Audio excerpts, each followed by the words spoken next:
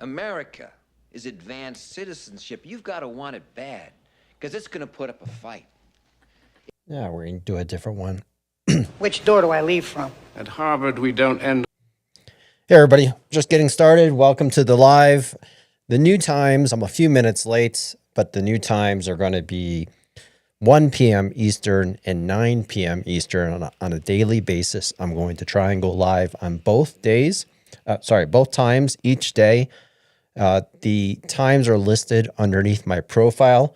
So if you forget and you need to know, I would ask everybody to please hit the follow button at the top left, hit the follow button, or on IG, wherever you are. Welcome to all the IG players. Now, we have some people that I have been ignoring on Instagram. My apologies for that. Richard, let me know if you actually want to come up. So you requested to be on the live on Instagram. And I haven't been taking too many people from Instagram lately because my head just gets sort of lost in all the different screens that I have going on. So I sometimes miss people on IG when they come up and they want to request to join the live. The people on TikTok will be able to hear you. They won't be able to see you, but they'll be able to hear you. And we're going to be talking, of course, about the situation that's happening. Let me remove this in Greenland and Venezuela. We had a bunch of Venezuelans on the show last night, which was awesome. The 2 or 3 people that were there. They seemed very pleased that Maduro was gone, and I understand that. So that's great for them. They have some hope finally. First time they've had hope that there could potentially be a return to democracy someday. We don't know if that's really true or not, but we'll see. So as we're getting this go, I just want you to hear Joe Pesci, and then we're going to listen to Stephen Miller in a few minutes. But as people are joining the live, we're going to open this with the from Joe Pesci. I forget the name, what movie this was, but it's an interesting segue into what we're going to be talking about today. Our sentences with prepositions. Well, in that case, which door do I leave from, asshole? What democratic eloquence! You asked the question, sir. Let me answer it. The genius of the Constitution is that it can always be changed. The genius of the Constitution is that it makes no permanent rule other than its faith in the wisdom of ordinary people to govern themselves. Faith in the wisdom of the people is exactly what makes the Constitution incomplete and crude. No, sir. Our founding parents were pompous, middle-aged white farmers, but they were also great men. Because they knew one thing that all great men should know, that they didn't know everything. They knew they were going to make mistakes, but they made sure to leave a way to correct them. They didn't think of themselves as leaders. They wanted a government of citizens, not royalty. It wasn't that. A government of listeners, not lecturers. A government that could change, not stand still. The president isn't an elected king, no matter how many bombs he can drop, because the crude Constitution doesn't trust him. He's a servant of the people. He's a bum, okay, Mr. Pitcairn? He's just a bum. And the only bliss that he's searching for is freedom and justice.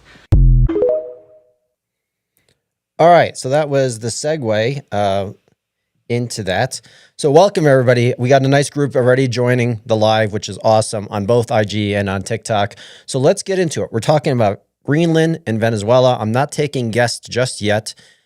Richard Allen on IG, let me know if you still want to come up as a guest, but I'm not going to have people come up just yet because I want to talk and lay out the 2 scenarios. I've talked about this last night. I talked about it this morning. We're going to talk about it again. Hopefully there's some people from Venezuela that will join and give us their experiences living under Maduro or Chavez, or possibly even what it was like living in the 90s when there was a democracy in Venezuela.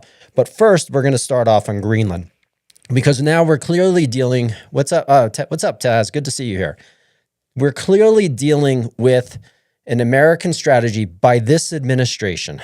So if you want to call that the American government at this time, is turning itself into a strategy where we're trying to be an imperial empire again, which is really fucked up. I don't know how else you can say it.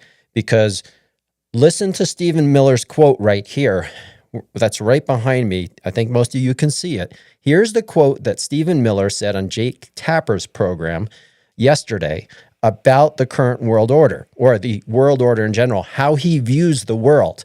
This is really important shit because we're talking about Greenland. First off, his wife, Katie Porter, I think not Katie Porter, his wife, Katie Porter is the congressman. His wife first posted on Truth Social on Twitter with a photo of Greenland and with the United States flag over it, essentially turned into the American flag. And she said the caption, "Soon." And that struck a nerve, of course, people that saw it. And then this was 4 hours or so, or 2 hours after we went into Venezuela. And then Stephen Miller was on Jake Tapper's show. And one of his quotes was, "We live in a world, in the real world, that is governed by strength, that is governed by force, that is governed by power. These are the iron laws of the world since the beginning of time." Stephen Miller. Well, F you, Stephen Miller. Fuck you, Stephen Miller, because we don't live in that world. Since World War II, we live in a world that is governed by rules, that is governed by laws, that is backed by strength, that is backed by force, and that is backed by power. That is the world that we live in, or that we should be living in after World War II, throughout now, and through as far as we possibly can. This world that he quotes is the world prior to World War II. And that's a world where imperial empires compete with one another consistently to take more land and more people and take over societies. This is not the world order. So when you look at this quote, some people might say, well, that's the right way to look at the world. That's the truth. Fuck you, that's not the truth. Since World War II, we live in a world that's governed by values, that's governed by laws, that's governed by rules, and that is backed by strength, backed by force, and backed by power. Make no mistake about it. If you are one of the anti-Americans or you are apologist for any dictator, you don't understand how the world should be working and how all peaceful nations and peaceful people want to operate. They want to operate under a rules-based system, not where any dictator can decide that, hey, we don't need to ask for permission to take over a country. We're just going to use whoever is stronger goes into that country and takes over by force. So that's what Stephen Miller's view is of Greenland. This is a perverted view, and he's such a little, I don't know how many words I can use, a little weasel, a Heritage Foundation skinhead that wants to be a snotzy, that is a snotzy, right? That's what he is. He's a Yahtzee, and this is dangerous shit that Stephen Miller is preaching. He's a little weak coward that happens to be in power or in influence and talks tough. This is a little shitbag guy. Everyone hates this guy because he's just a creep. I don't know how else you can say it. The guy is a creep. I'll use it in my opinion because of the moderation here and possibly any suppression, but I believe he's a creep. I think most people believe he's a creep. This is not the world that we live in currently, but it is the world that we're going to. That's what's happening. Don't mess with Stephen Miller. Yeah, I'll mess with Stephen Miller. Give me a freaking break. You guys are ridiculous. Stephen Miller, the pro is Heritage Foundation, and now even a Russian agent. In my opinion, I'll say Russian agent. And here's why. So I'll give you 3 reasons why Greenland. Why do you think the United States wants to take over Greenland? I'll listen to the comments for a moment. Why would the United States or Trump want Greenland? Let me ask you in the comments. I'm listening on IG as well. Why would he want Greenland? Power. Yep. Yes, HM. I'm pathetic. Do I think Denmark should control Greenland? Yes, because by the UN Charter, we don't take over countries. The UN Charter that we created, the UN, again, with our allies, that this is against the UN Charter that you don't take over countries. Do you think Denmark should control Greenland? Yes, they're an ally, asshole. Think about it. They're an ally. Everything we need from Greenland, we could have by making deals and partnerships in Greenland. So yes, Denmark should control Greenland because that is the world order that we live in. And if you think it's okay, you're the ridiculous in your thought that just because we're more powerful, we should control Greenland. Have you lost your mind? Again, that gives permission to every other dictator to just decide, oh, we should control that. Taiwan, oh, China, we should control that. Russia, we can control Ukraine. Like, obviously you're a MAGA apologist or a Russian apologist or something. But anyway, so the three reasons that we want to control Greenland. And who is responsible for it? Well, I'm going to give you two reasons first. The first reason, Tasnay Moga, he has it. The first reason that is being promoted to Trump, of course, is resources. We want resources. We want resources from Venezuela, potentially. At least that's what he thinks, even though the oil companies don't want the oil in Venezuela. We'll touch on that in a minute. So resources is clearly one thing. But the other thing is access, geopolitical access to the Arctic. That would be the second thing. Now think about it. Who is actually convincing Trump on a regular basis and convincing Stephen Miller that the U.S. should control Greenland? Who do you think it's in their best interest that we go take Greenland? Where's the influence campaign coming from? Let's see if anyone knows it. Nope, not is. Kala, you got it. Absolutely. Here's the situation with Greenland. I'm going to create a video on this tomorrow. This is all about Russia, friends. Russia, because Greenland is under the control of Denmark, a NATO ally. If the United States takes Greenland, we are going to war or taking over a territory, not going to war, but taking over a territory of a NATO ally. That destroys NATO. That is what Russia wants. Russia is all too keen to influence Trump. There are people like Felix Slater, Boris Efferson, many Russian influencers that are very close to Trump in the administration and outside the administration that are convincing Trump, hey, America, this is a big opportunity for you guys. You would be the president to take over Greenland. You would make America bigger again. You would take over so many resources. And Russia is promoting this to Trump. This is an influence campaign coming from certain individuals within the Trump campaign in order to get NATO to fall apart. Because if the United States takes over Greenland, NATO is over. And that is the easiest way to convince Trump to do it without a shot being fired. Russia gets their way. Trump thinks he's winning. And that is the situation with Greenland. Everyone is talking about resources. I haven't heard anyone connect the dots yet to Russia. And even though many people in the comments, you know all about it. This is the influence campaign that's happening from within the administration, convincing Trump that the United States should control Greenland's resources. However, they're not saying that NATO is going to fall apart. Obviously, the European allies are saying that, but that is exactly what Russia wants. And that is their goal and their interest, because if NATO falls apart, then Russia has more influence and control. And then at that point, the entire world order is done. It's done. Without NATO, it's over.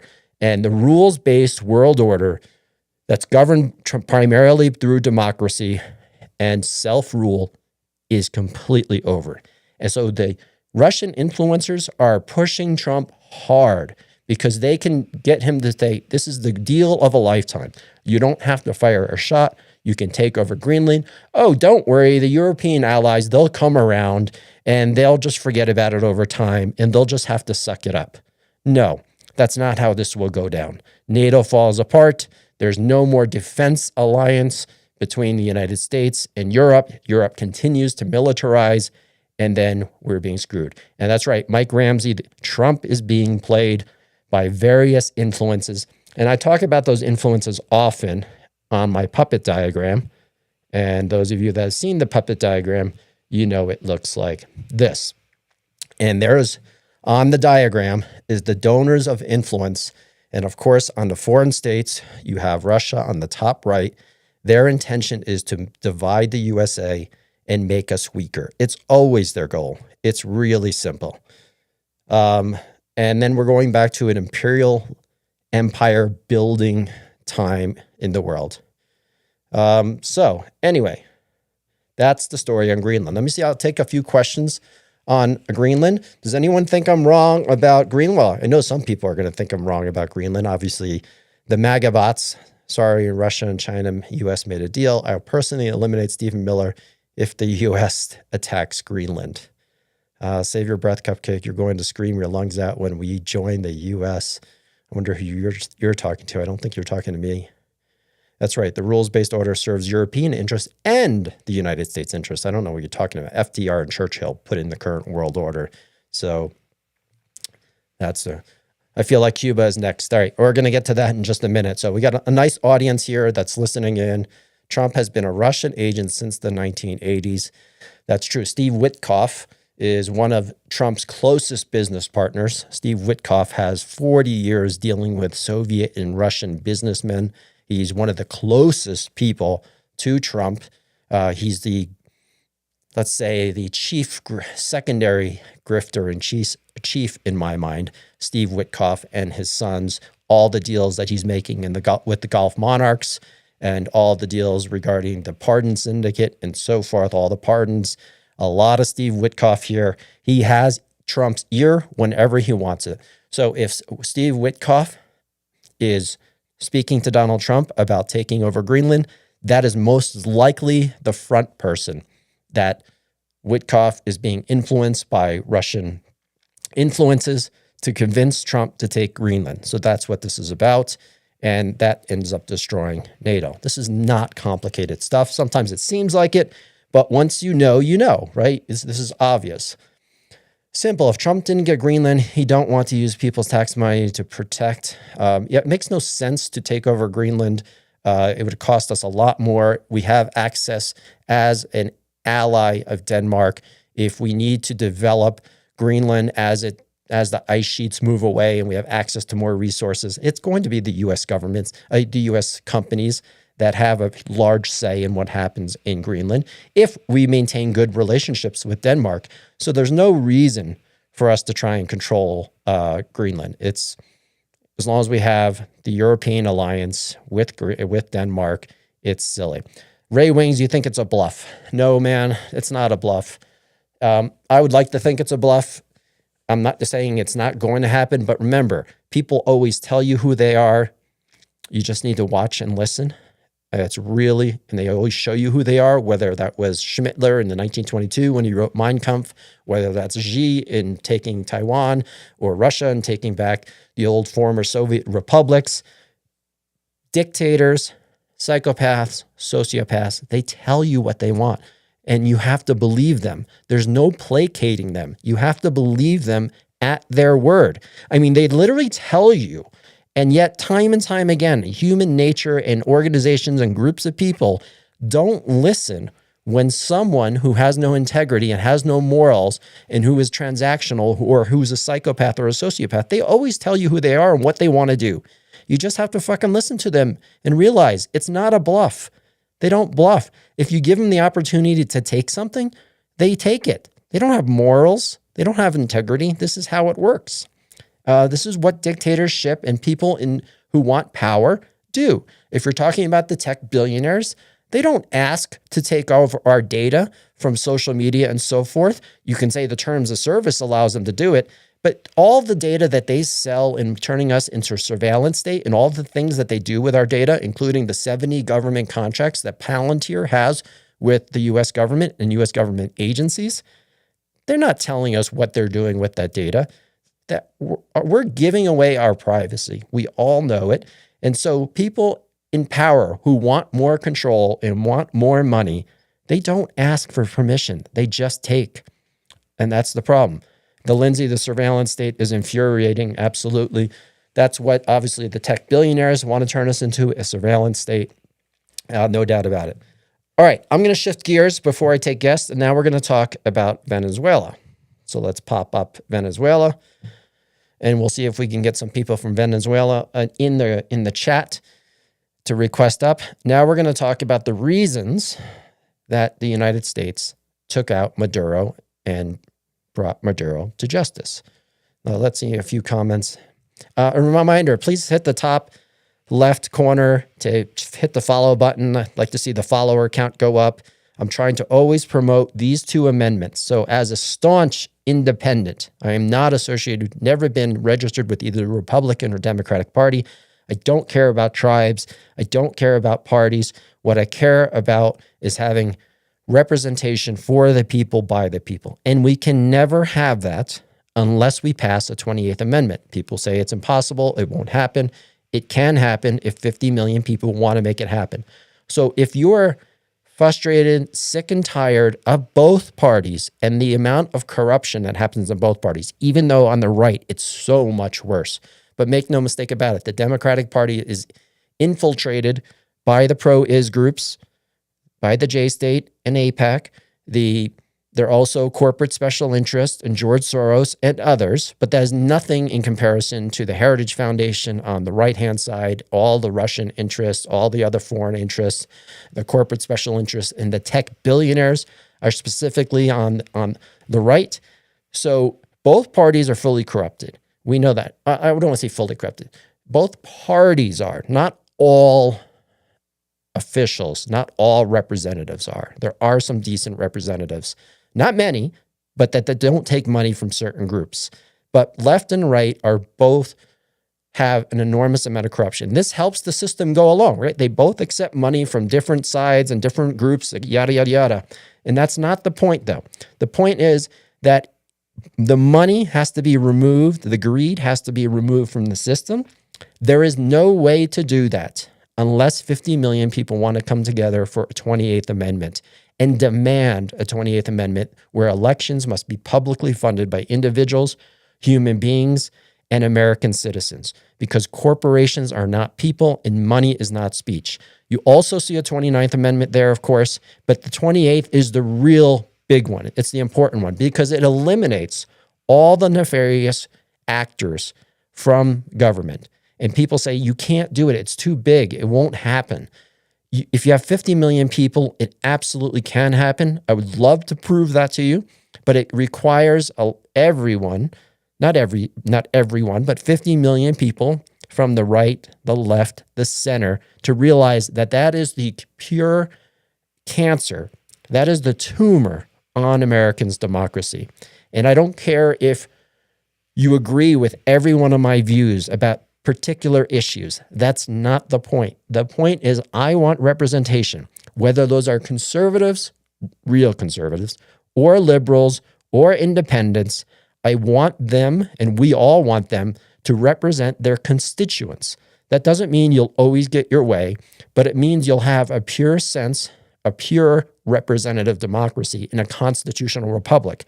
Because right now our constitutional republic is acting like a corporatocracy, possibly a dictatorship, a plutocracy, and many other, whatever other form you want to throw in there. But it's not functioning as a democratic republic, because democratic republics, the ultimate power in a democratic republic lies within the people, and the people have a voice through their representation and through their representative democracy because of our constitutional republic.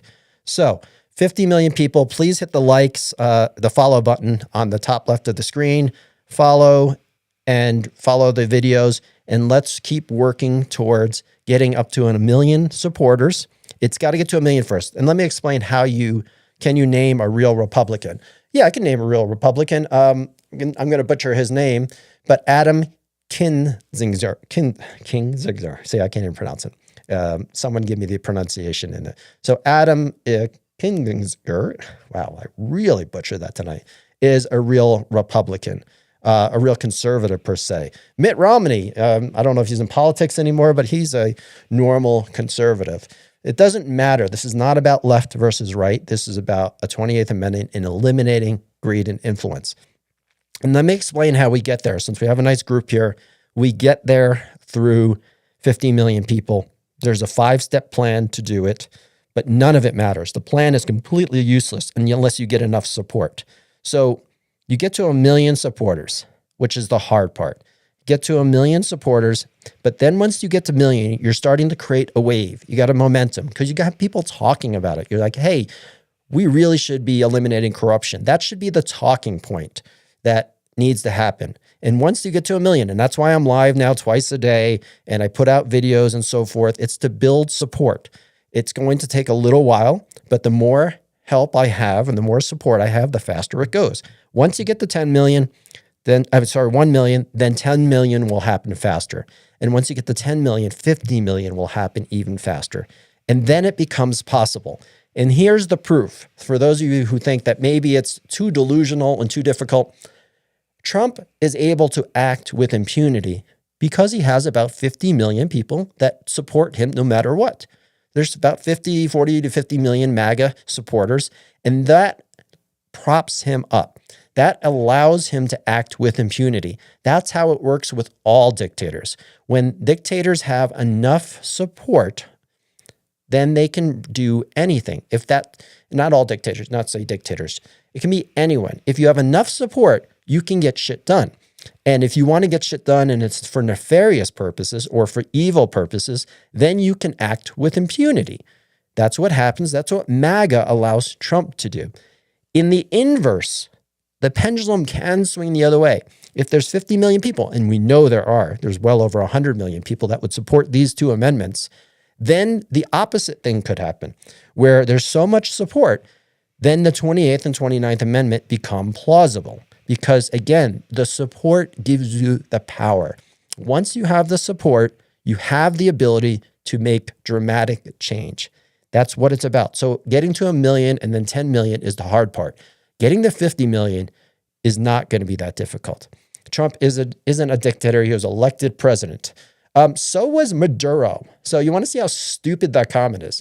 Maduro was elected president in 2012 and 2014, but he ended up being a dictator because he didn't relinquish office. So you don't know when the transition happens between duly elected, and he may not even been duly elected, meaning Maduro in Venezuela, and then he became a dictator. But he was really a dictator from the start. He never planned to give up power. So it's a dumb comment. It's an ignorant comment. It's an adolescent comment. That's simple. For the people who works for us, for the people, by the people, Sandy B. Oh, you're talking to @for the people. That's a username. Got it. Need to get famous people on this and share this plan. What will happen? Aspire Life Coaching, which if I can, from your username, you know how this works. Need to get people on this. Share the plan. And the plan is right here. I'll pop up the plan. I don't know if it'll show up. There it is. It's going to be right here. That's the plan. That will happen organically. As more people talk about the plan, there will be more influencers, maybe better people that can convey it better than I can, and that will take up a life on its own. So over time, if I get to 100,000 supporters and then 200,000, at time, there's going to be people saying, wow, I really see things are moving really well for you. Then you have an opportunity to do something else. And people will join the effort. That's what generally will happen. Alex7, you lost 100 viewers. What was I at 250 before? Because I'm talking about the plan and not Venezuela? Maybe. That's what I'm thinking. You're probably thinking. Money talks. Okay, so I'm going to remove the amendments. So if you want to join, remember, hit the follow button and please repost some of my videos when you're done. And let's go back to Venezuela. Venezuela, and then we're going to take some guests. When it comes to Venezuela, what's happening in Venezuela? Why did the U.S. invade, or not invade, but remove Maduro?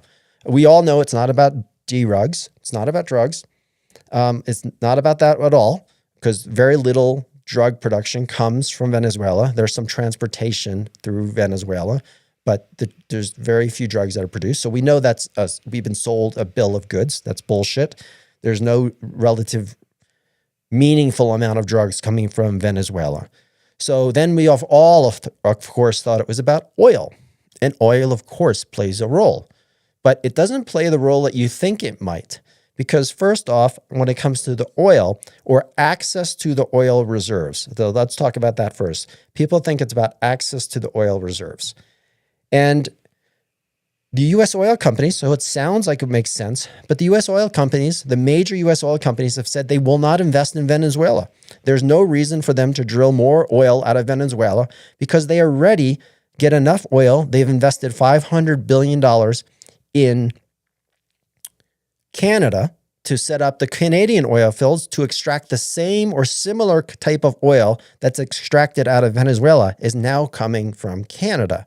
And they spent $500 billion to do it. Now you say, well, more oil is better. No, it doesn't work like that, because all the refineries in the U.S. that refine deep, heavy crude in Venezuela, in the Gulf of Mexico and up by the Great Lakes, owned by the Koch brothers, many of the refineries owned by the Koch family, they are at full capacity. They have more relative full capacity for refining heavy, dark crude like Venezuela has. So if they were to invest money in Venezuela, it would cost tens of billions of dollars. Actually, it's well over $100 billion. It's just like Canada. They would have to invest, again, most likely $500 billion to $1 trillion in Venezuela. The government hasn't changed in Venezuela. So first, what could happen to them again is that if they nationalize their oil again, depending on the administration, you would never invest $500 billion without being ironclad, making an unrisky investment. So right now, investing in Venezuela is really risky. Now, even if you did do that, it's going to take 5 to 10 years at best to ramp up oil production from 900,000 barrels of oil a day, which is what on average Venezuela produces, which is a relatively small amount, up to the 3 or 3.5 million that they produced at their peak. So that would take you 5 to 10 years, $500 billion to $1 trillion, and then you would just bring more oil into the market that you can't refine because you already have enough. So that would tank the oil price of that particular oil. The price would go down because there'd be more supply and not enough demand and not enough ability to refine it.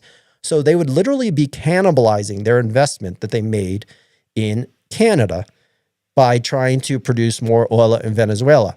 So there were some industry experts on MSNBC on oil where Trump said he spoke to the oil industries. He did not. There were the major CEOs spoke about it, and they said they didn't speak to him. That comes from a source, but they didn't speak to Trump before he invaded Venezuela.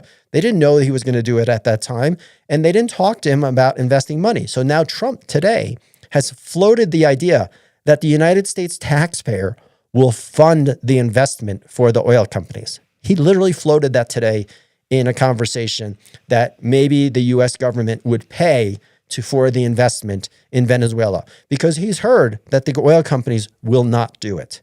These are just facts. So, is it about oil reserves in Venezuela?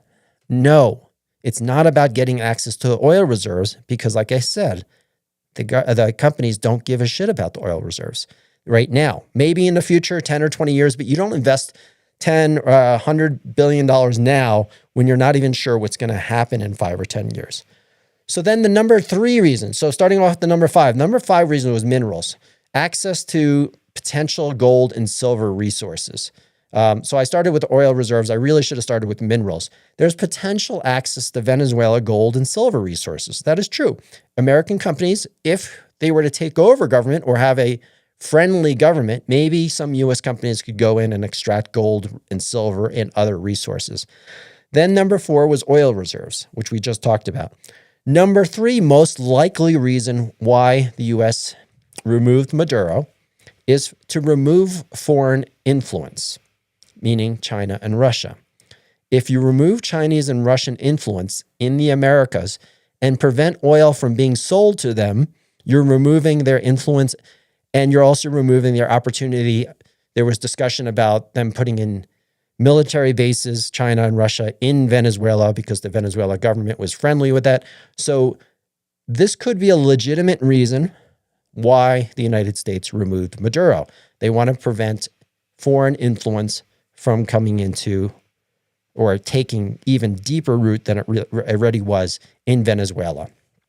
All right. The same thing, the U.S. did the same thing in Venezuela. I'm going to get to number 2 and the number 1 reasons in just a second. I'm just going to take a breath and read a couple of comments. That's right, Choi. Should China do the same with Taiwan?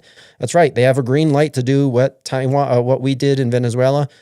China has more claim to Taiwan than I would ever suggest that we have to Venezuela. So there's certainly a green light. And that's what happens when you get people that believe and have imperial aspirations or are acting like dictators, whether Trump is truly a dictator at this point. Sure, maybe he's not truly a dictator at the moment, but so forth. So Sandy B, you said hydrate. Probably need to. All right. Thanks for looking out for my well-being. Appreciate that, Sandy.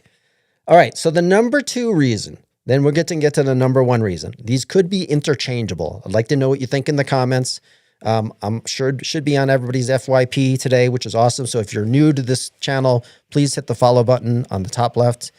And I'll do lives 1 p.m. Eastern and 9 p.m. Eastern during the week and randomly on the weekends. The number 2 reason is currency, or the petrodollar. Of course, we want to ensure that Venezuelan oil can only be sold in US dollars and never be sold using a future BRICS unit or BRICS payment system. So Brazil, Russia, India, China, and South Africa, of course, you've heard about BRICS. People think it's a giant threat to the US dollar. It's not. It's just going to be a clearinghouse between them. It could be a potential threat in the future. That's why China is buying so much gold and holding so much gold, because the BRICS payment system is going to be 40% backed by gold and then 60% backed by the various currencies. So people think that BRICS is a threat to the US dollar. It could potentially weaken the US dollar. If all oil is not traded in the US dollar, it doesn't mean the US dollar vanishes as the global reserve currency. It's a lot more than just whether oil is traded, whether the dollar remains the dominant currency in the world or the universal currency for the world. This is not how things work. It's based on the legal systems. It's based on trust. It's based on history. The US dollar is not going anywhere in terms of the global system, but it doesn't mean it can't be weakened. And this is a protection against future threats. So if they're producing 900,000 barrels of oil and it's unfriendly governments or adversaries of China and Russia, if this BRICS payment system ever comes into being and the BRICS unit system comes into being, then that oil could be traded in the BRICS system. And that would mean that would be removed from the US dollar. So this is a little bit of a hedge just to protect if the US companies and the US government is handling or controlling Venezuela oil, they can dictate it. It can only be sold in US dollars. We're not talking about a big deal here because it's 2% of the global oil supply. It's not tremendous, but it's just another protection on the US dollar to make sure that as much oil as possible is being sold in US dollars and not in any potential future competitive currency. So that's a viable reason to possibly do this, to make sure that it's a petrodollar remains strong. And here's where the most important part comes in. The number 1 reason that this is happening is Marco Rubio and Cuba, not Venezuela. This has as much to do about Cuba as it does with Venezuela. And I'll explain how. Marco Rubio, the Secretary of State, who the Secretary of State in the Department of State is responsible for crafting foreign policy. He has the entire weight and force of this Department of State at his disposal. Marco Rubio, the head of Department of State, is a Cuban-born, not Cuban-born American, he's a Cuban American. He was born in the United States just before Castro took over Cuba in 1957, I believe it was, 1958. So Marco Rubio's family is from Cuba, and they emigrated to the United States in 1956. They wanted to return back to Cuba, but Castro took over and the communist government took over, and they felt like they were exiled from Cuba, and they couldn't return back to Cuba. Marco Rubio has deep roots in Cuba. Much of his family heritage, or all of his family heritage, comes from Cuba. So he wants to be the savior of Cuba. He wants to restore Cuba to a re-emerging democratic Cuba. And he wants to overthrow the Cuban government, not just him. So he's talked about this at many years over the last decade. He's been expressed his interest in removing the communist government from Cuba. And now he's the Secretary of State. So he gets the opportunity to try and make this happen. Now, he's not the only one. The majority of the Cuban American community also wants the ability to return to Cuba or go back and forth, and they want the communist regime to be removed. And this is in part with the Cuban American community and Marco Rubio. This is a strategy to take back Cuba. Now, you might ask, how the fuck are they going to take back Cuba? By doing something in Venezuela. Well, here's the deal about that. Venezuela and Cuba have the most deepest strategic alliance, political alliance, and economic alliance between one another. And it's an anti-American alliance. Cuba used to be under the influence of the Soviet Union, and Venezuela dictators are socialism, deep socialism, right? So they have very commonalities to be anti-American, and it's been like that since the 1950s. So by removing Maduro from Venezuela, the U.S. wants to install a friendly government, an American-friendly government, because this is how the trade partnership is. The largest trade partnership between two Latin American countries, or one of the largest, is between Cuba and Venezuela. Venezuela sends oil to Cuba. Cuba has a refinery in Cuba.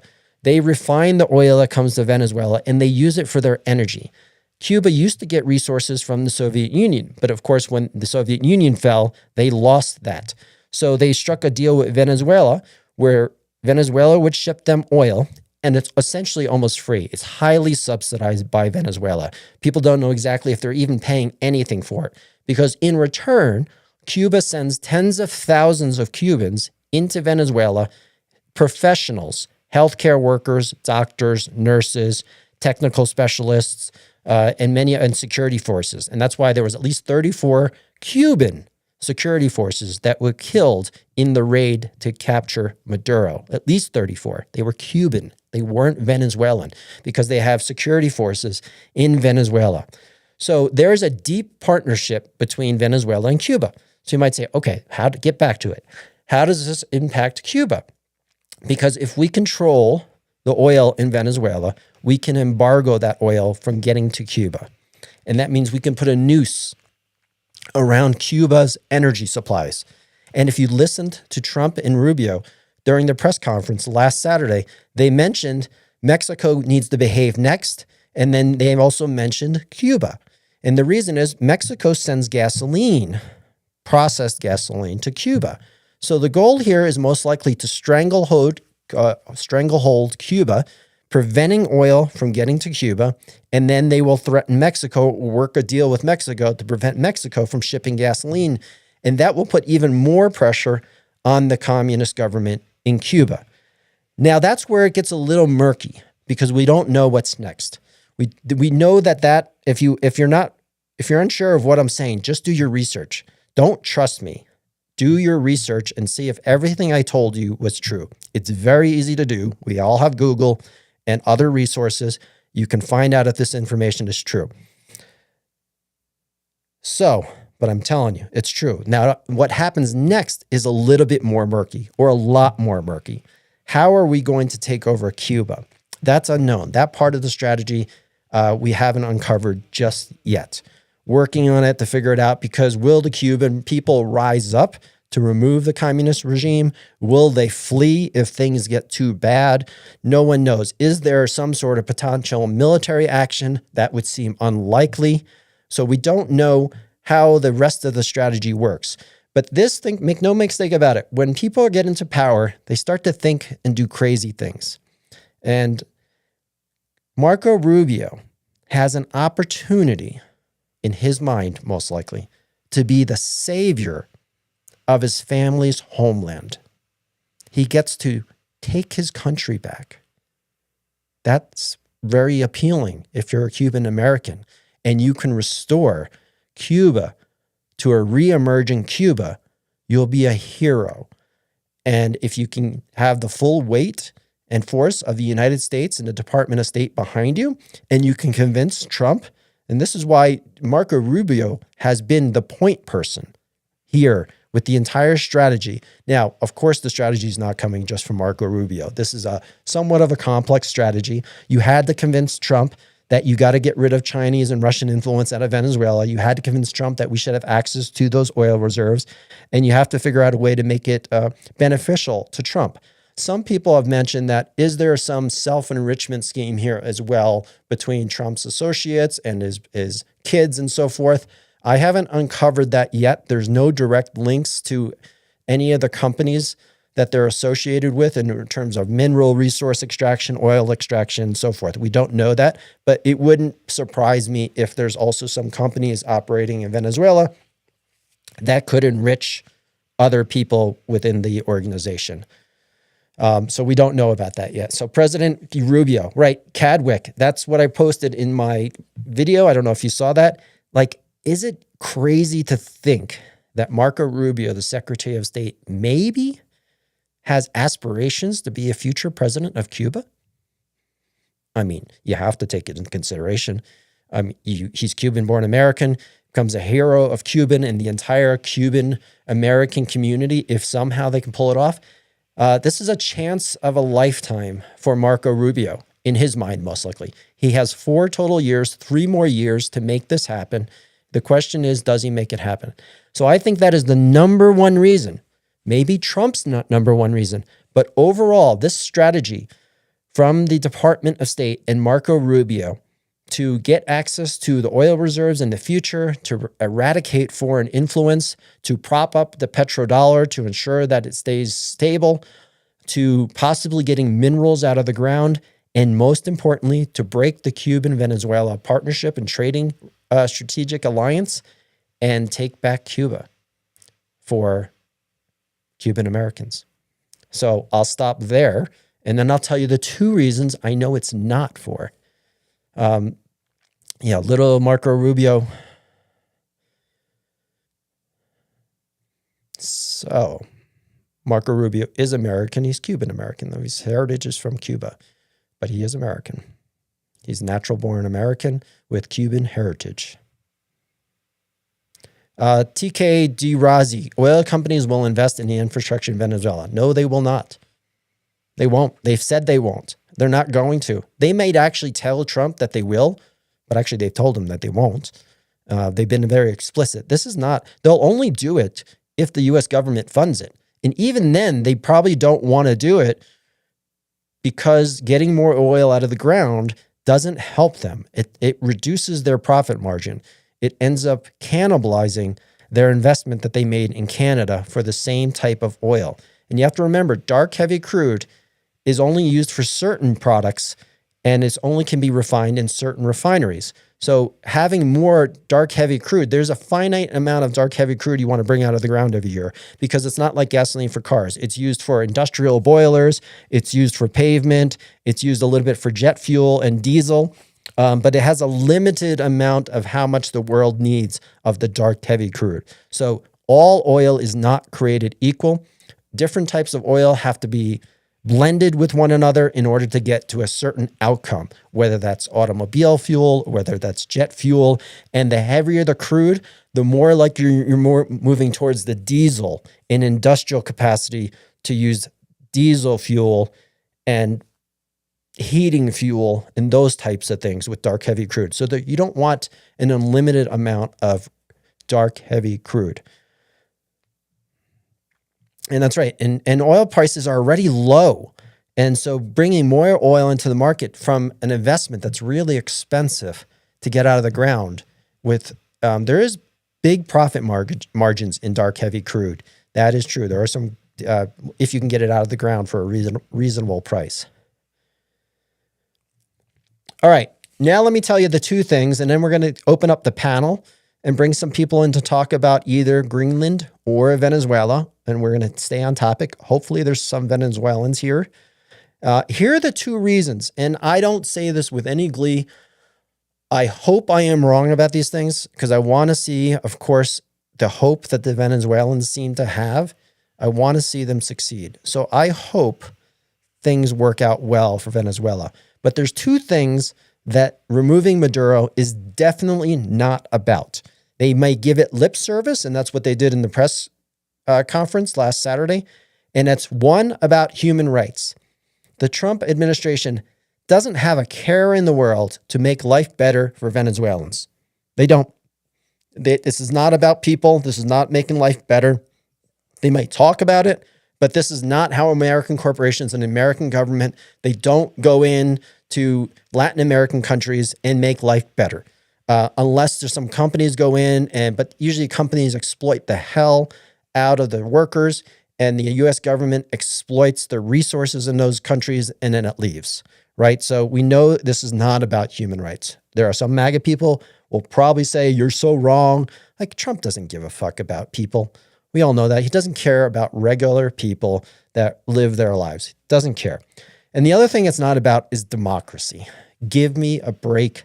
This is not about restoring democracy in Venezuela. Because if we cared about that, if the United States government, Trump in his first term or second term, he would have been making it one of his major campaign initiatives, democracy back in Venezuela.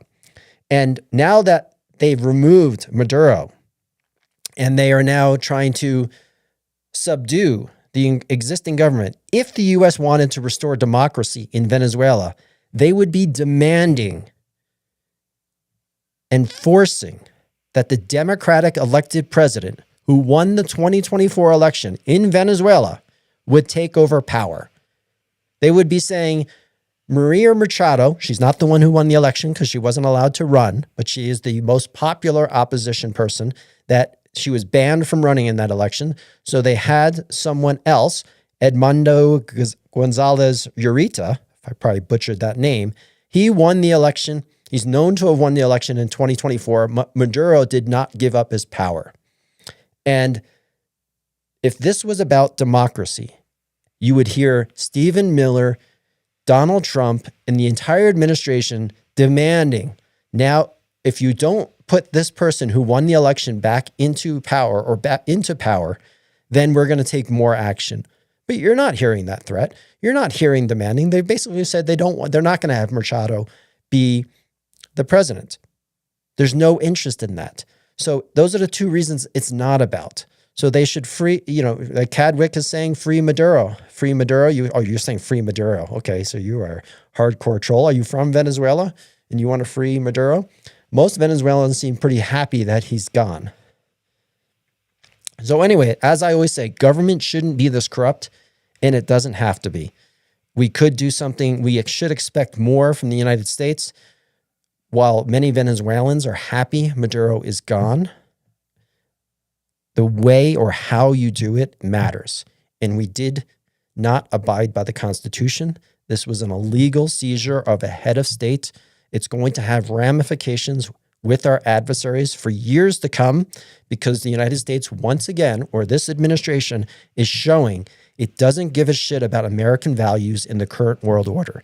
It is acting like an imperial nation, and they want to expand, and that's why we're talking about both Greenland and Venezuela here.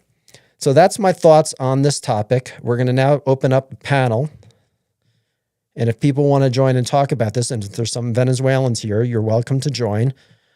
All U.S. citizens love it this way. I don't know what that means. Why even mention the U.S. Constitution? It only applies in the U.S. Chris, do you know anything about the Constitution? No, the Constitution is how the government works. And the legislative branch is the branch that controls trade, meaning Congress. Article 1 of the Constitution gives the power to Congress to legislate laws. It also gives the power to the Congress to deal with trade agreements, both between states and foreign governments. It also is the one responsible for declaring wars and doing things of this nature. And it's also the one, based on the UN Charter, the United States has abided from creating the UN that anything regarding border disputes has to be done diplomatically. So we are illegally going against the own charter that we set up at the UN and against the Constitution by allowing the executive to do this. This was illegal by the U.S. Constitution and by the UN Charter, which is also what we put into place. So, Chris, that's why I mentioned the Constitution, because it doesn't only apply in the U.S. It applies to how government functions, and how government functions conveys to foreign affairs just as well. Why Greenland? So we talked about Greenland before, ginger power, Greenland, 3 things. Number 1, resources. Number 2, access to the Arctic. Number 1, Russia is having an influence campaign on Trump to take over Greenland, because if we take Greenland, then NATO blows up. NATO is gone, and that works for Russia. So Russia is promoting using Trump's narcissism and ego is like, the United States should be able to control this landmass. This is coming directly from Russian agents and Steve Witkoff and other people. Most likely, I'm going to say this is speculation, and this is my opinion because I have no true source, but this clearly seems to be a Russian influence campaign to get the United States to go in and take over Greenland, because that would destroy NATO. And then now Russia would have a license. The entire world order goes away then. The entire world order that we've known since the end of World War II disappears. That's why it's about Greenland. All right, Chris. Okay, appreciate that. So appreciate you understanding that. So you're saying that's fair, but U.S. laws don't exist in Venezuela. That's right. So we broke the law by going into the country because we're breaking Venezuela's sovereignty. So there's something called sovereignty in the UN Charter that you have to respect each other's borders and sovereignty. So again, that's against the international UN Charter to do that. Like that's not, and that's how we're supposed to be better than that. We don't operate based on just because we think it might be good for us that we do that. It has to be based on values and based on law. That's what makes us better. It's like playing a sport, as someone mentioned yesterday. It's like playing a sport. Sometimes you get a bad call. Sometimes things don't work out for you, but the rules are there for a reason. The rules protect it protects both teams. It protects the league. So while you may not like the outcome of a game and maybe a call was made wrong, you respect the rules, and the rules allow the continuation of the sport as a whole. Because if the rules are broken and no one can trust the sport, then it's over. The jig is up. And that's the same thing, whether it's a sports analogy or you want to talk about behavior of a rules-based world order between countries. That's right, Jason. Well, the rules do not apply to the USA. They're supposed to. They don't apply to this particular administration. That's for sure. Any predictions for Canada? That's different. Yeah, I think the Canada thing is more just pressure campaign against Canada. I think that's something that's not going to go anywhere. So I think at times they're just going to use Canada as a distraction. You don't know what Stephen Miller, whether it's Stephen Miller's promoting this idea that the current world order shouldn't exist, that it should be based on we're just the most powerful country in this hemisphere and we should be able to do whatever the hell we want. So if it was up to Stephen Miller, I would say maybe he would go after Canada as well. But I don't think Trump would even go that far.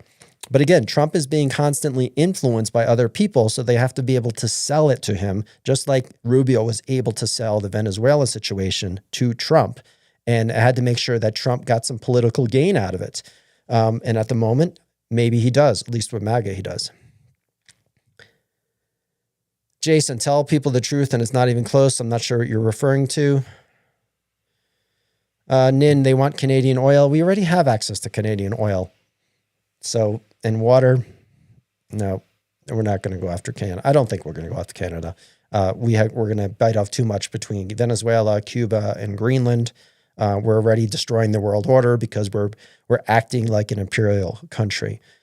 Is America at the end of the stick? Taz Nemo. Getting close.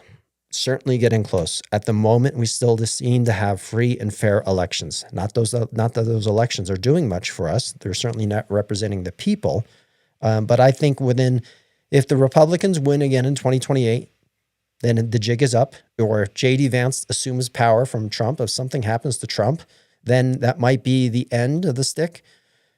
If the Democrats win, then there's a stay of execution. Everybody will think, the Democrats will think that everything is going to be fine and everything's going to be fixed. It won't be fixed. Not even if they're ruthless in trying to restore democracy. We've created so much damage to our partnerships around the world through our tariffs and through our behavior.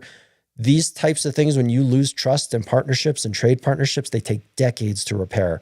So we're not at the end of the stick. Democrats winning is a stay of execution.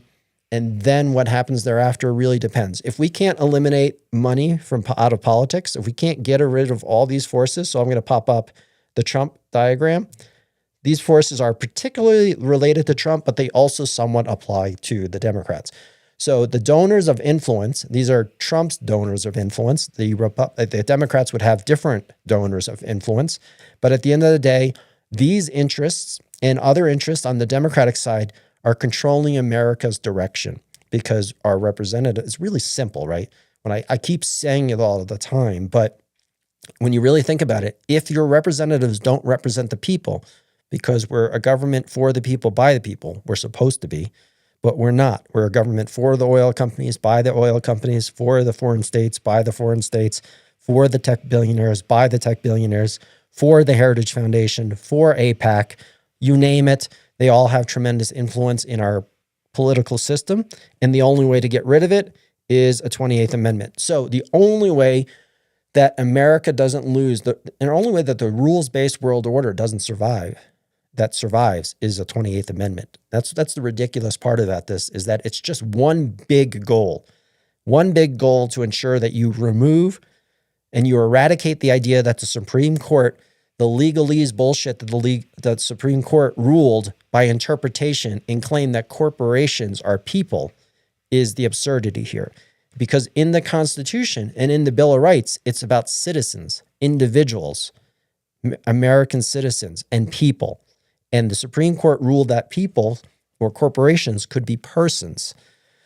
So that's the absurdity here. By the writing in the Constitution, there's no way an artificial entity like a corporation can be considered a person. And yet somehow our legal system, because they were also corrupted, interpreted corporations could be people. It's the biggest scam in history, literally the biggest scam in history that is stealing our democracy, is the Supreme Court ruling in Citizens United in 2010 and Speech Now, claiming that corporations are people. Because I am not, when I say corporations, here's something that's really important for people, and then I'll answer some questions, doctor with PhD. When I say corporations, and when people hear the word corporations, what do you think of? Walmart, Target, Exxon, Tesla, whatever company it is, Apple. That's not the companies I'm talking about. What I'm talking about is political companies, 527s, super PACs. So when Citizens United, I don't know if I have the diagram. Do I have the diagram up? Let's see. I might have the diagram. No, I don't. So it's diagrams. Corporations ended up being political corporations. They're called 527s. They are super PACs. 527s are super PACs. They're political. So now anyone can create a company under it's actually a 501c and a 527. And anyone can create a company that its only purpose, its only reason for existing is to spend money on politics. That's the companies I'm talking about. So when people think Apple, they can spend a lot of money on politics. Yes, that's nefarious enough, but that's not what we're talking about. We're talking about super PACs forming an artificial entity as a company under a 527, and their only reason for existing is to take in money from all types of sources, from foreign governments, from wealthy individuals, from corporations, and then be able to spend that money to influence our elections. This is infiltration of our political system by these so-called companies, and they are really political companies that only exist for the purpose of manipulating elections. That's the companies I'm talking about. So when people say corporations are people, they think, oh, they just give rights and liberties to Apple or to Exxon. No, that did do that. But what it did is allowed any company to be formed. Just create a company, stick a 527 label on it, and now you can raise money from anyone to influence the election how you see fit. And there are no limitations on that money whatsoever. It's unlimited money. You can raise as much as you can and spend it however you want. And if it's coming from dark money, then you don't even know who it's coming from. So that's the type of company I'm talking about. So that's why the 28th Amendment has to be the only thing that we focus on, because it's the only thing that can change our lives forever. I can't even tell you how dramatic the change would be if this would happen, because immediately your representatives represent their constituents again, because they couldn't go to office to enrich themselves because there'd be criminal prosecution. So if they can't go to office to enrich themselves and they can't be lobbied by paid lobbyists and they could only answer to their constituents, everything would change. Everything would change. Any issue you're talking about, things would start to get fixed. There would be a restoration of the American dream and the American vision of what a democracy is supposed to be. One moment. I just have to renew here. Okay. So that's why this is important. Obviously, the 28th Amendment and going back to the Venezuela chart, or we're going to go back to Greenland. Okay, I'm going to take some guests. If there's anybody that wants to join as a guest and talk about Venezuela or Greenland, maybe I missed something. Maybe someone knows about the Trump associates and having access to minerals in Venezuela. I don't know about it yet. I haven't seen anything yet. Maybe there is. So I'm not sure. I wouldn't be surprised if there's a deep self-enrichment scam that's related to Venezuela. I haven't uncovered it yet. So we'll see about that. A doctor with PhD. Okay, thanks for it. Can you comment on, will the U.S. attack Iran for Israel? Great question. Super great question. So this is, like I said, a really good question. AIPAC and PRO-IS, their influence on the American government is, of course, to embed themselves in every aspect of our political system as possible, to have as much influence for us to protect Israel. No doubt about it. I mean, and I am actually a supporter to support Israel because the United States created the Jewish state with the UK, and as the global superpower and with great responsibility, with great power comes great responsibility, we should protect Israel. That is the promise we made, 80 years ago now? That is the promise we made, and we need to keep that promise. We need to keep the world order in place, and then we should support them, but not at every single cost. And no matter what they do, they just ignore the Americans because they have so much influence in our government. Their ultimate goal would be for us to help them wipe off Iran off the map, because this is no surprise. The mortal enemy to Israel or to the J state is Iran. And Iran looks at it the same way and opposite, right? Iran wants to eradicate Israel, and Israel wants to eradicate Iran. Israel can't replace the government in Iran without our help. So, they are absolutely pressuring at all times, doing whatever they can, especially Bibi in the current government in Netanyahu. They want the American government to help them go to war in Iran. I don't think Trump's that foolish. I do think he's that foolish. I think it would happen, but I don't think we'll get there. I don't think Israel's ever going to be able to convince Trump to go to war in Iran. I don't think the American public would support that. I don't think the MAGA would support that. So Iran or Israel certainly wants us to help them remove the Iran threat. Will we? I don't think so. I don't know if we'll ever get to that point. I could be absolutely wrong, right? This is just a guess, but I don't think that's likely to happen. So there's my thoughts on that. So I don't think we'll get to that point, but we just don't know. This is a strange world with an enormous amount of influence and an enormous amount of money. Trump always talks about deals. Is there some deal big enough for him that he would do that, especially as a lame duck president? Would he go to that? Now, does he need congressional approval? You bet your ass he's supposed to have congressional approval. Would he do that? But if you're going to send boots on the ground, or you're going to do something really dramatic to rid Iran for Israel, but we know this doesn't play out. We're not very good at nation building. Iran has to be able to do that from within. But Israel doesn't seem to want it to be a thriving Iran. Israel doesn't want a thriving Iran. There's nothing else. Why bother protecting a country that insta-trial? I don't know where you're going with that. Speculation is a waste of time. Just enjoy the show. Speculation is also interesting because it makes you think about different things that could happen, but it is ultimately, of course, speculation. Is having nuclear weapons the only way to protect your citizens and have international diplomacy? Yeah, that's where it seems like it's going until it's not, right? It is until it's not. At some point, someone breaks that. The more people that have those things, the more likely it's going to be used at someday, and then things can get out of hand, of course, pretty quickly.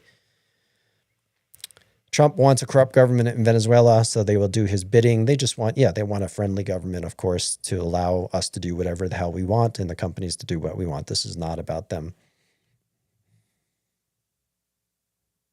What are your thoughts on the Russian submarine escorting the Venezuela tanker? Oh, I have not heard about that. Is that just today? Russian submarine escorting the Venezuela oil tanker. Who's at the helm of the oil tanker? When did it leave? Where is it at? If it's just one tanker, does it really matter? Like I'm sure the United States or the Trump administration is figuring out how to do a full embargo on any of the ships leaving the port in Venezuela or wherever they get obviously filled up. I think it's at the port. I think we attacked that port not too long ago. So I don't know about that story. What are your thoughts on Nigeria? I don't have any thoughts on Nigeria. I'm not paying close attention to what's happening in Nigeria. Iran was a great country in which everyone respected until the United interfered with Iran's leadership. So Don Lewis, great point there. This is where one of the many instances where the United States got over its skis, obviously during the Iranian Revolution. Prior to that, we installed the Shah. The Iranian people voted, a democratic country in the 1960s, right? Yeah. Elected a democratic leader, and that person wanted to nationalize their oil, just like Venezuela did, which they have right to do. They can do that. And the United States basically the CIA supported the Iranian Shah to put him back into power. And then there was the Iranian Revolution. It made people very angry because you had a democratic republic elect a president, and then the United States interfered. And that's what that was the gateway for the Iranian Revolution and for all the extremists to take power in Iran. I mean, we screwed up Iran. That was the United States' fault because Iran was the epicenter of education. It was a thriving arts district, an arts community. It was a thriving educational center. And even to this day, many of the Iranian population are very well educated. And the people of Iran, many of them, probably more than half, are just wonderful people. If you watch indie travelers that go to Iran on YouTube, you can see how kind the Iranian people are. However, the extremists, the religious radicals, no different than what we have in this country, obviously have ideological incentives to take control and power. It's the same in every country. It's just a different skin color at times. It's different religion at times, whatever it might be. But this is a story that doesn't go away in humanity. You always have this. So the United States, certainly through its trying to influence that we had access to Iranian oil, we really messed up the Middle East. That was certainly our fault. Trump is an extremist. Yep. I don't think Trump's an extremist himself. The people controlling Trump or influencing Trump are the extremists. Trump doesn't have morals. He doesn't have beliefs. He doesn't have values. He doesn't have really this strong worldview order. He just cares about transactions. What deal can I make today? And once that deal is made, tomorrow it's a different deal. So he's not an extremist. He just used extremist language that he's being pitched to what to say to keep himself in power and to keep MAGA supporting him. So he's mastered an ability to use hate to inspire, which is no different than what Schmittler did and other people, any dictator has done in the past to retain power. But he's not an extremist himself. He's just a fool. He's just a puppet. Accept me now, Cadwick. Don't go off. You didn't. I don't see anything waiting for me. Manage guests. You're not there. If you want to join up, you can. Keep it on the up and up, or you get banned. The Miller quote is ridiculous considering he moved his family to military housing out of fear. We should watch this. Okay, I think we're going to watch this. Since no one's here, this is really important. If you haven't seen this interview yet, let's take a look at the interview between Jake Tapper and Stephen Miller. Watch how he's slurring his words. And watch, I mean, he just sounds like a babbling idiot. And this is just this is the skinhead from the white nationalists. And this is going to be asking questions about what happened in Venezuela over the weekend and what happens now. White House Deputy Chief of Staff for Policy Stephen Miller joins us now. Stephen, thanks so much for joining us. So a source briefed on the Venezuelan operation told me that a handful of American troops sustained bullet and shrapnel wounds, but none are life-threatening. Can you share with us how serious any injuries to American service members might be, and also any information you can tell us about any Venezuelan civilian casualties? I'm going to move this up a little bit. One of our people was lost. So let's talk about what next. Delcy Rodriguez was... As is his wife. So of course there's going to be, this is very important though, of course there's going to be some posturing. Okay. Without giving anything away, I want to be very clear. Very clear. The government has sent messages, this is such an important point, Jake, to the Secretary of State, to our senior U.S. government official negotiators. They have sent message after message making clear that they will meet the terms, demands, conditions, and requirements of the United States. Okay. And I want to be very clear about that, Jake. So let's, the question about who is now running Venezuela is one that even members of Congress who are big Trump supporters say they're not quite sure about. Senate Majority Leader John Thune told CNN's Manu Raju that he doesn't know what President Trump meant by his assertion that the U.S. is running Venezuela, and he said he needs more information. Can you tell us what the president means when he says, is acting President Delcy Rodriguez in charge? Is she running Venezuela or not? Well, what the president said is true. The United States of America is running Venezuela. By definition, that's true.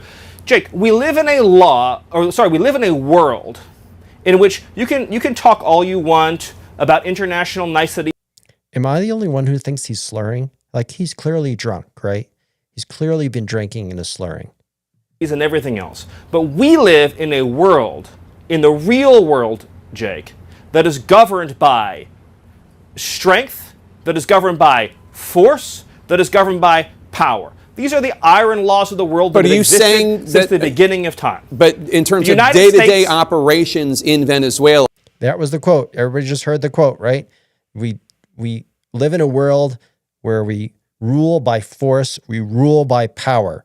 No, asshole. We rule by values, and we're supposed to rule by law, and it's backed up by force, backed up by power. But you don't go to force. So this is how he thinks. Let's replay that again because he gets a little bit talked over. But this is an important realization of how these people think about the world. Instead of the rules-based world order that FDR and Churchill set up, you have sovereignty. We don't go to war with countries. We use diplomacy. That's the point. They don't believe in that. Governed by strength, that is governed by force, that is governed by power. These are the iron laws of the world that have existed since the beginning of time. But in terms of day-to-day operations in Venezuela, that is acting President Rodriguez, right? It's not some sort of American emissary. What I'm saying is, he is smashed, right? So it's not just me. I don't have the best radar on that, but he's definitely smashed. We'll keep going here, Jake. So I want to say what I'm saying and then you'll follow up. But what I'm saying is just one level above that, which is that by definition, we are in charge because we have the United States. By definition, we're in charge of Venezuela. We just removed the president, but the entire government is still there. The military is in charge. The vice president is in charge. So maybe he's not slurring his word, Jay. Maybe you think he's not drunk. I don't know. I think he's definitely had a couple. States military stationed outside the country. We set the terms and conditions. We have a complete embargo on all of their oil and their ability to do commerce. So for them to do commerce, they need our permission. For them to be able to run an economy, they need our permission. So the United States is in charge. The United States is running the country during this transition period. If that's true, maybe it's ketamine, Musk and his wife, or something to do with his wife and Musk and him. Maybe they're all doing ketamine. I don't know. Just saying. That doesn't mean that President Trump is setting the bus fare schedule inside the country. So doesn't mean that President Trump is assigning the K-12 curriculum in the country. The indictment that the president and the military were acting on from 2020 was of 6 people. 2 of them were seized on Saturday by our special operators. there are 4 other individuals indicted who remain in Venezuela. Is the U.S. demanding that they be turned over? One of them is Maduro's son. One of them is a former government official. One is a current government official. And one of them is the head of Tren de Aragua, as I'm sure you know. Are they going to be turned over if President Trump is, in fact, running Venezuela in the way you describe? Well, I don't want to. Obviously, we have to balance here, Jake, which I think you more than most understand. We have to balance between, of course, what I can say to you publicly versus very close hold conversations that might be happening privately. And I know you understand and respect that. But What's up, Big I'll T? answer the question in this way. There might be individuals who are fugitives from American justice that could become part of a future conversation. But it's also true that for government leaders inside of Venezuela, and as the president has said, right, we want an interim government that will respect the interests of the people of Venezuela, that wants a good, peaceful, secure future for Venezuela. So I would just say it this way. There's the lip for service. those who may be indicted, the best choice they can possibly make is to be part of a constructive decision-making process for the future of Venezuela. The best decision they can make. Did you hear that? Oh, I definitely heard that. Now, he's a better speaker normally than what he's done. Did you hear him slur Venezuela? Decision-making process for the future of Venezuela. The best decision they can make is to cooperate fully and completely with the United States to be part of building this brighter future for Venezuela during this interim period. On another important topic, the premier of Greenland and the premier of Denmark and other Danish officials are responding to a Twitter post from your wife, Katie Miller, herself a former Trump White House official, showing Greenland covered with an American flag, saying soon. After that was posted, President Trump repeated the claim that the U.S. needs Greenland for national security reasons. The Danish prime minister responded to this in an interview earlier today, as reported by Bloomberg, quote, "I believe one should take the American president seriously when he says that he wants Greenland, but I will also make it clear that if the U.S. chooses to attack another NATO country militarily, then everything stops, including NATO, and thus the security that has been established since the end of the Second World War." Can you rule out that the U.S. is ever going to try to take Greenland by force? Well, let me go back a step. The president has been clear for months now, so I know you're treating this as breaking news. The president has been clear for months now that the United States should be the nation that has Greenland as part of our overall security apparatus. The United Right, but States, your wife posted that like hours after the Venezuela operation. No, but that's why it's newly relevant. No, I'll talk with you about it for an hour. I think it's a really important conversation. I just wanted to reset, Jake, by making clear that it has been the formal position of the U.S. government since the beginning of this administration, frankly, going back into the previous Trump administration, that Greenland should be part of the United States. The president has been very clear about that. That is the formal position of the U.S. government. Right, but can you say that military action against Greenland is off the table? It wouldn't be military action against Greenland. The Greenland has a population of 30,000 people, Jake. The real question is, by what right does Denmark assert control over Greenland? What is the basis of their territorial claim? What is their basis of having Greenland as a colony of Denmark? The United States... The UN Charter? History? Of course they have a claim. Like, listen to this guy. Sovereignty? Is the power of NATO. For the United States to secure the Arctic region, to protect and defend NATO and NATO interests, obviously Greenland should be part of the United States. And so defend NATO interests? You're going to destroy NATO. Like, give me a fucking break, dude. that's a conversation that we're going to have as a country. That's a process we're going to have as a community of nations. So you can't take it off the table that the U.S. would use military force to seize Greenland. You can't take it off the table. Jake, I understand you're trying very hard. This guy does he ever laugh? I don't think he normally ever laughs. I think he has to be on something, because this guy, the Yahtzee here, he's not someone who laughs. So you saw that evil chuckle that he just had, the evil.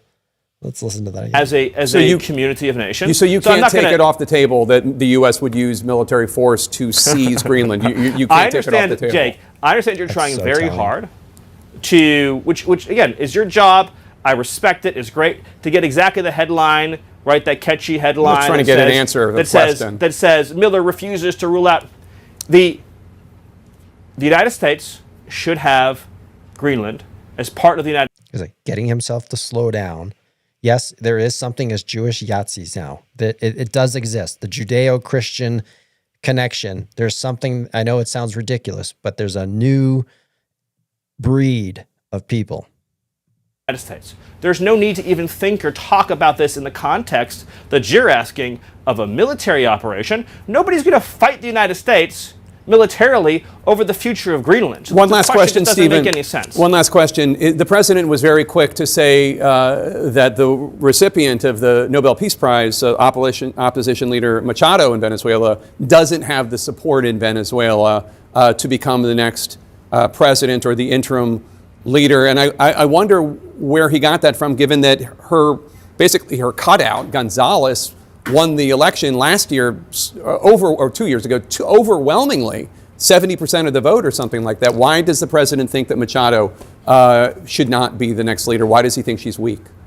First of all of Venezuela experts agree, that it would be absurd and preposterous for us to suddenly fly her into the country and to put her in charge. And the military would follow her and the security forces would follow her. This is not a serious, it's not even a serious question. So should there be an election? She was elected. Well, she wasn't elected, but she wasn't allowed to run. But the other guy, he won. But she's the popular figure in the country. She's the one to consider that would have won. If you give me the floor for 30 seconds, let me tell you what we are doing here, Jake. The United States, this is sort of foundational. The United States is using its military to secure our interests unapologetically in our hemisphere. We're a superpower, and under President Trump, we are going to conduct ourselves as a superpower. It is absurd that we would allow a nation... Is he like the 4-year-old running around his room with, the Superman and I'm the superpower? Like, fucking Christ. I know I sound ridiculous even saying that, but just listening to this guy is so cringy. In our own backyard, to become the supplier of resources to our adversaries, but not to us, to hoard weapons from our adversaries, to be able to be positioned as an asset against the United States rather than on behalf of the United States. Sovereign countries shouldn't be able to do what they want to do. The Monroe Doctrine and the Trump Doctrine is all about securing the national interests of America. For years, we sent our soldiers to die in deserts in the Middle East to try to build them parliaments, to try to build them democracies, to try to give them more oil, to try to give them more resources. The future of the free world, Jake, depends on America being able to assert ourselves and our interests without apology. This whole period that happened after World War II, where the West began apologizing and groveling and begging I don't even and know, engaging these honestly, vast what you're talking reparations about right schemes, now. So the entire world order that FDR and Churchill set up, and now he's claiming that we've been groveling and apologizing. Like, what the fuck is this guy talking about? Like, this really, truly sick and broken individual. Talking about, Jake, is the idea, and by the way, you do, I know you love doing that smarmy thing, Jake, and I was hoping to be better. I'm going to do the smarmy thing. Remember Teddy Roosevelt when he said, speak softly and carry a big stick? This is what we are today. Than this time. I asked you about if there should be an election. Exactly. I asked you if there would be an election in Venezuela. That's what I asked. I said, why was the president so quick to dismiss Machado? You answered that question. And then I said, the objective, Jake, is security and stability for the people of Venezuela. With our help and leadership, that country will become more prosperous than it has ever been in its whole history. Venezuelans will be richer. But the woman running Venezuela right now is part of the Maduro regime. There will be conversations, Jake, about all of these guideposts along the way. The reason why I was giving you that speech, which I know you didn't want to hear, is because you're approaching this from the wrong frame.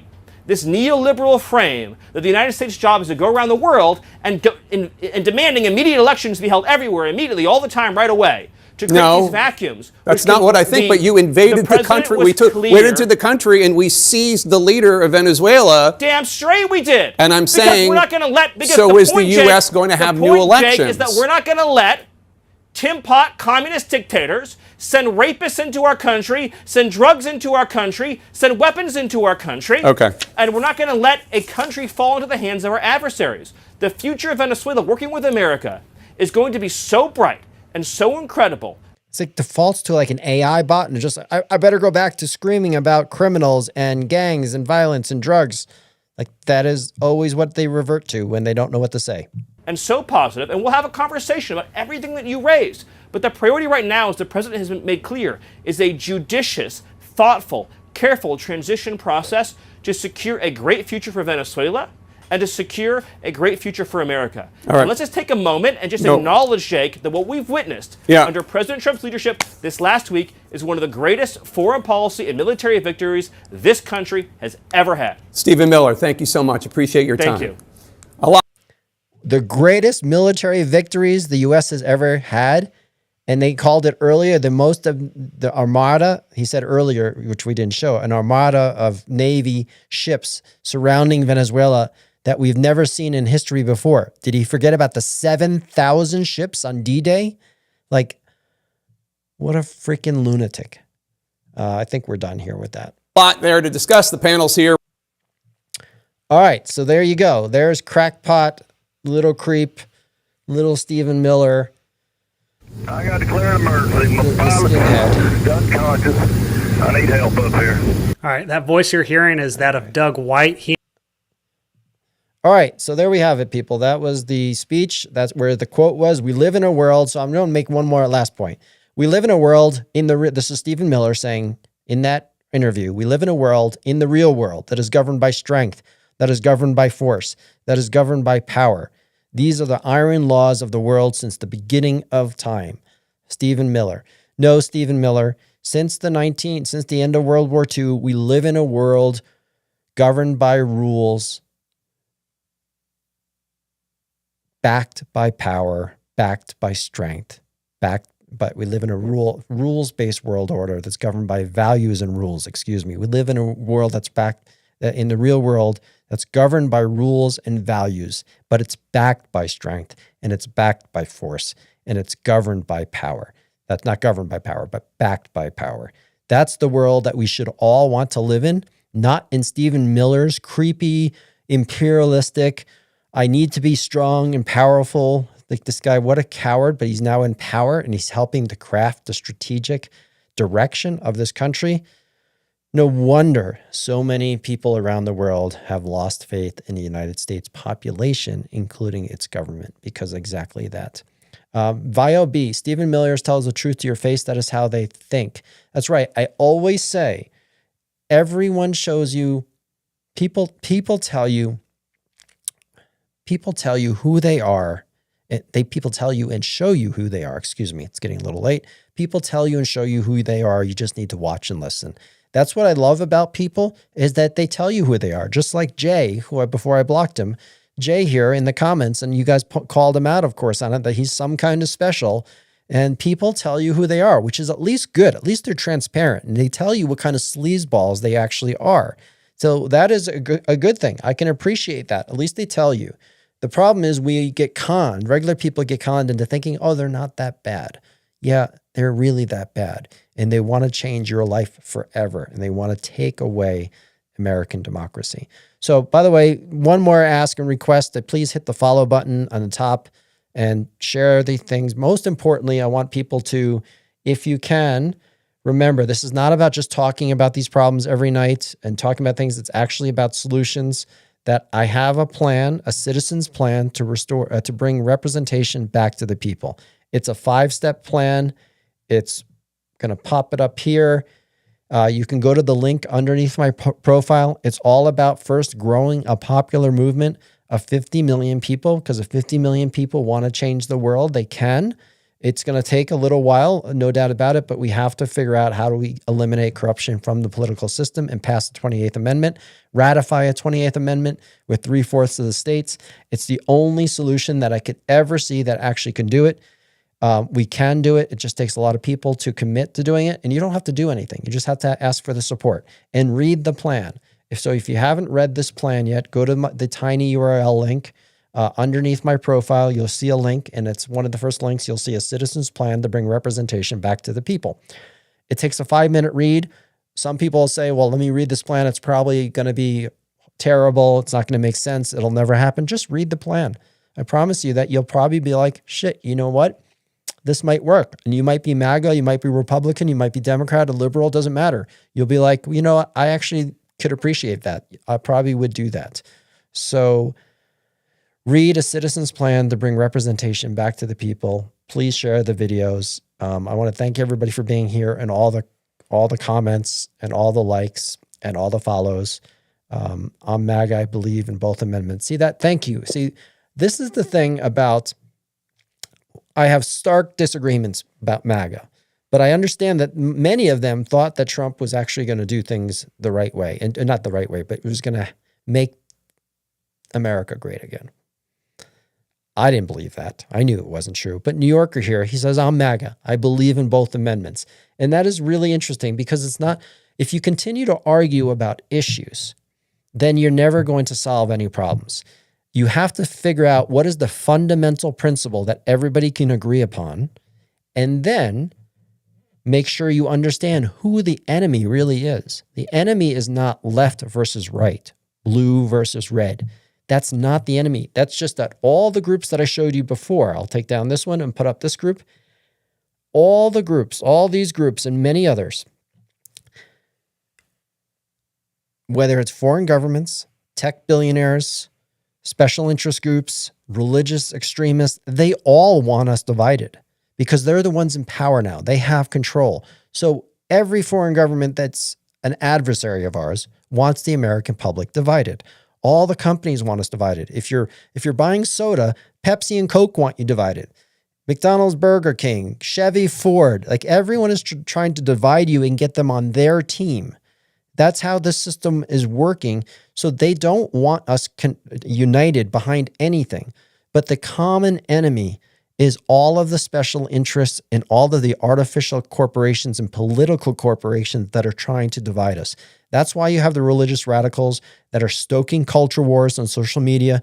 That's why you have governments like Trump using nationalism. Nationalism is designed to divide. They want to tell you how to think and how to behave. This is all a complete, like when you think about what commonality does a regular company have with Russia? Well, they all just want us divided so they can have more control, because if you're divided, you can't change anything. So then you get the status quo. They can keep their control. But like New Yorker said, he was MAGA. He believes in both of the amendments. And I do a lot of these videos about the amendments, and I get very, very little pushback. Almost no one disagrees, other than saying it's impossible, it will never happen, all that same nonsense. I get that. That's something. But no one says, I hate the 28th Amendment. That'll never work. We shouldn't do that. I don't think I've ever gotten a single comment out of tens of thousands of comments. I don't think I've ever gotten someone that says, I don't agree with the 28th Amendment.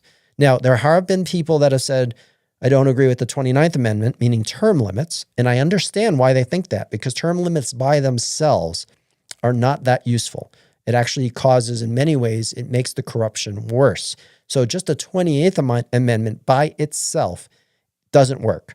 So it only works and it's combined in the 28th Amendment, meaning you ban greed and influence, and elections must be publicly funded by individuals, human beings, American citizens. That's the 28th. And once you do that, then it makes sense to enact term limits. When I say term limits, it doesn't mean you just one term or 2 terms. It might be 4 terms for the House of Representatives, 8 years, and then 2 terms in Senate. But you can't have someone serving 6 terms in the Senate for 48 years. That doesn't make any sense. It should be 2 terms for the Senate. Maybe you served in the House. So you can be in politics for quite some time if you're good. But it doesn't mean you should have no term limits. Term limits need to be a fundamental principle, but only if you eliminate the corruption from the political system. That's your concern, New Yorker? Which part about it? Oh, how does it happen? Think of MAGA. So you're MAGA. You've given license as one small piece to let Trump do whatever he wants. He acts with impunity, no different than any other dictator around the world, whether it's Xi in China, if he has the support of a majority of his people, especially of his particular race and his majority, you get to do whatever you want. It's no different in the United States. So if you're a MAGA individual and you supported Trump, you will allow him to do all these nefarious things and be influenced by all these corrupt actors. You've given him license to do that. Whether you like that opinion or not, doesn't matter. You've given him license to do that. Now, if he only had 10 million MAGA people supporting him, he wouldn't be able to do this. You have to have sort of a mini majority or semi-majority of a certain group of people. And we all know what we're talking about here. So if you want to do the opposite and you want to bring representation actually back to constituents, you have to have 50 million people that agree to something, that want to prop up a cause or an individual or an amendment in this case. You want to say that there's 50 million people that want to do this. Then you can demand through many mechanisms that the elected officials, or you replace those elected officials and you elect in new representatives that will commit to a 28th Amendment and not even talk about the other issues. Just a 28th Amendment. Who's going to commit to doing that? And there are many mechanisms. Once you have 50 million people, whether it's running independents, whether it's taking over a third party, whether it's taking over one of the existing parties, whether it's a convention of states, there's a lot of different ways to do these things, but you can't do any of them without 50 million people.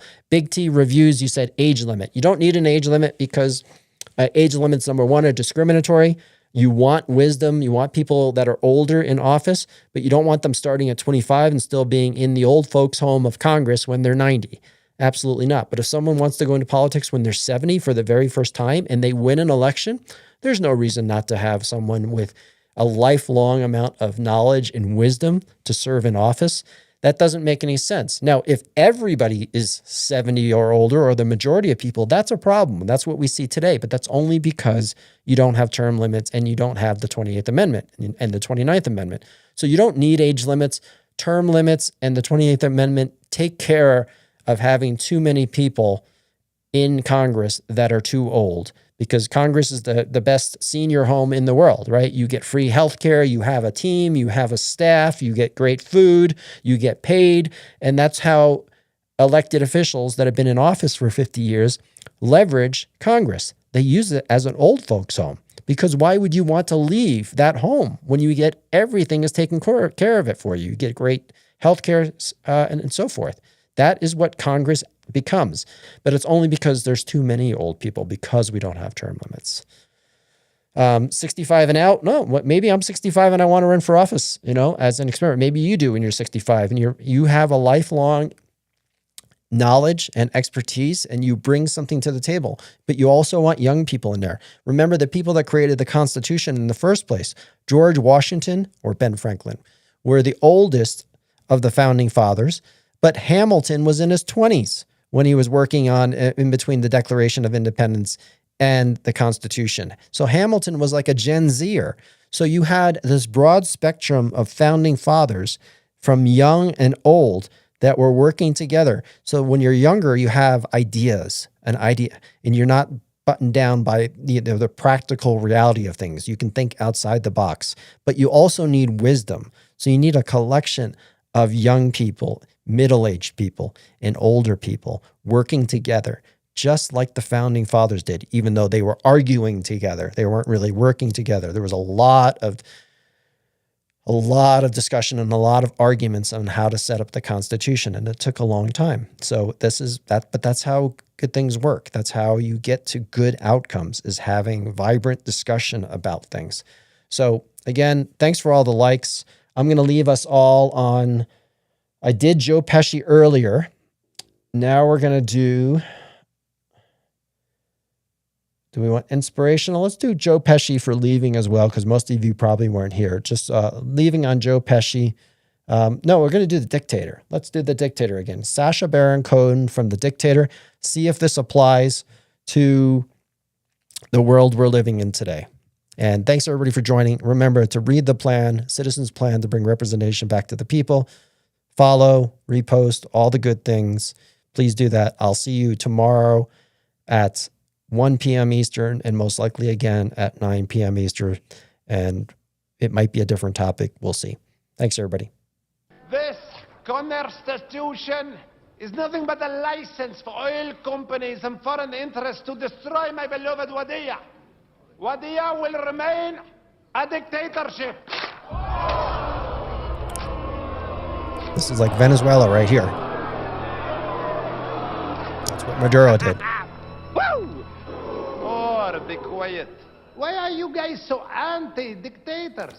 Thank you, Yosher. Imagine if America was a dictatorship. You could let 1% of the people have all the nation's wealth. You could help your rich friends get richer by cutting their taxes and bailing them out when they gamble and lose. You could ignore the needs of the poor for healthcare and education. Your media would appear free, but would secretly be controlled by one person and his family. You could wiretap phones. You could torture foreign prisoners. You could have rigged elections. You could lie about why you go to war. You could fill your prisons with one particular racial group, and no one would complain. You could use the media to scare the people into supporting policies that are against their interests. There we go. It does sound familiar, doesn't it? That's the Venezuela and the U.S. today. That's Sacha Baron Cohen from a movie of 2012. That is the world we're living in, encapsulated within a movie. The Dictator, Sacha Baron Cohen. Everybody have a great night. Thanks for joining. I'll see you in the next one. Bye-bye.